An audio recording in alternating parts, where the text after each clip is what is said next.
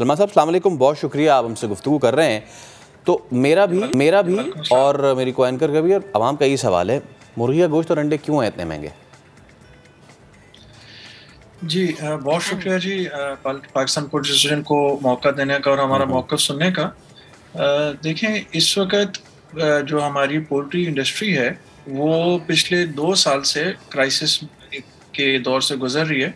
उसमें 2 वजूहात हैं। एक तो जो हमारा जो इनपुट मटेरियल है उसकी जो कॉस्ट है वो बहुत ज़्यादा बढ़ गई है। आपको पता है कि इन्फ्लेशन तमाम जो इंग्रेडिएंट्स हैं सब में बहुत ज़्यादा हुई है। इसी तरह हमारी जो इनपुट मटेरियल है जिसमें मेन हमारी फीड होती है, 80% हमारी कॉस्ट का जो हिस्सा है वो फीड होता है।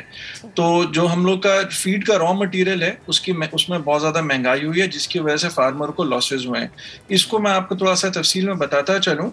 हमारी जो फीड है इसका एक सिर्फ जो एक इसका आइटम है वो लोकली प्रोड्यूस होता है, वो मकई है। बाकी 30 से ज़्यादा आइटम है जो सब इंपोर्ट होते हैं। इसमें इंपोर्ट स्टेज के ऊपर एक तो जो डॉलर का जो भी इम्पैक्ट आया है वो सबको आपको मालूम है कि जो उसकी वजह से महंगाई हुई है।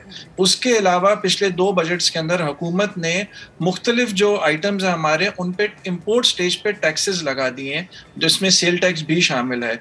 इसमें हमारा एक तो सोयाबीन इंपोर्ट होता है और हमारे बहुत सारे इंग्रेडिएंट्स जिसमें विटामिन्स, अमीनो एसिड शामिल हैं।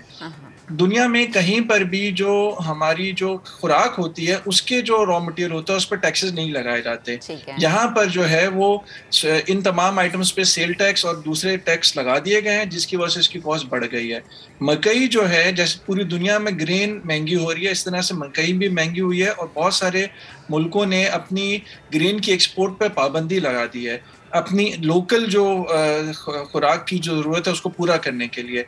लेकिन पाकिस्तान में मेज़ मकई जो है वो एक्सपोर्ट हो रही है, उसकी प्राइसेस पिछले 5 महीने में तकरीबन 1800 रुपए मन से बढ़ के तकरीबन 2950 रुपए मन हो गई है। तो ये तकरीबन 60% का इंक्रीज है और हमारे जितने भी इनपुट मटेरियल्स हैं उसमें औसत अगर हम एक लगाएं तो 60 पिछले 4 से 5 महीने में 60% जो है वो इंक्रीज हुई है कॉस्ट हमारी, जिसकी वजह से ज़ाहिर बात है फार्मर को लॉस हुआ है और फार्मर्स ने फार्म बंद कर दिए हैं और जो है वो सप्लाई जो है वो कम हो गई है। दूसरी इसमें जो अहम वजह है वो सैलाब और बारिशें जो हुई हैं वो है। सिंध और बलूचिस्तान के अंदर तकरीबन एक मोहतात अंदाजे के मुताबिक 70% जो फार्म है वो अफेक्ट हुए हैं। जब मैं अफेक्ट की बात करता हूँ उसका मतलब है कि या तो वो फार्म गिर गए हैं, तबाह हो गए हैं, या उसके अंदर जो मुर्गी या फीड या जो भी माल था वो सब बह गया है। तो हम समझते हैं कि 70% फार्म इस वक्त सिंध और बलूचिस्तान में अफेक्ट हुए हैं और बंद हो गए हैं। और आपको पता है कि इंटीरियर सिंध में पानी अभी भी ज़मीनों में खड़ा हुआ है और ऐसा लगता है कि अगले 2 से 3 महीने तक कोई काम वहाँ पर नहीं होने पाएगा। तो हम नहीं समझते कि उन फार्मों पे अगले 2 से 3 महीने तक मुर्गी या चूजे की प्लेसमेंट होने पाएगी। सलमान साहब, कता कलामी की माजरत, आप कह रहे हैं हम ये नहीं सोच सकते कि रिप्लेसमेंट हो पाएगी, तो हम क्या समझे, क्योंकि आगे सर्दियों का मौसम आ रहा है कि जो अंडे स्पेशली सर्दियों में बहुत खाए जाते हैं उनकी कीमत क्या होगी? 500, 600, कितने रुपए में हमें दर्जन मिलेंगे? ये देखें, मुर्गी और अंडे का जो रेट है ये सप्लाई एंड डिमांड पे चलता है और ये कोई भी एक शख्स, एक इदारा इसको फिक्स नहीं करता है ना कर सकता है। ये सप्लाई एंड डिमांड पे है। लेकिन जो हालात अभी चल रहे हैं वो आने वाले दिनों में महंगाई की वजह से और जो दूसरी वजूहात मैंने आपको बताई हैं इसकी वजह से मुर्गी और अंडे की सप्लाई में जो प्रेशर रहेगा। जैसे और भी चीज़ें हैं, जैसा आपको पता है कि फसलें भी तबाह हुई हैं, वेजिटेबल्स में भी प्रॉब्लम है, तो डेफिनेटली इनकी भी सप्लाई में प्रॉब्लम रहेगा। ये सिंध की ये पोजीशन है, बलूचिस्तान की पोजीशन है, मैंने आपको बताई। हमारे पास मुर्गी और अंडा पूरे पाकिस्तान से आता है, कराची में, पंजाब से भी आता है।